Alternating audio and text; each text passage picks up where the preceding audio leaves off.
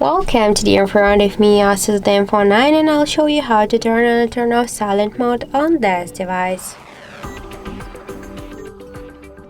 So first we should open notification panel, and after that somewhere here we should find the sound icon. If you want to turn on the silent mode, you should click here twice on this sound icon, so once, twice. So now we can see that the mute mode is activated, and this means that this is the silent mode.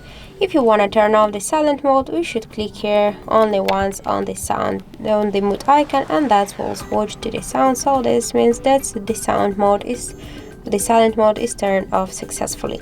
Also, we can make it by the second way. Just first we should press up or down volume button, and after that we'll see here this bell icon. So we should click here on this bell icon and select this cross out bell. And after that the silent mode is activated on our device. If you want to turn it off, we should click here once again on this cross out bell and switch it to the regular bell icon, and now our calls and notifications, they will ring. So this means that the silent mode successfully turned off. So that's it. Thank you for watching, and if you find this video helpful, don't forget to leave a like, comment and to subscribe our channel.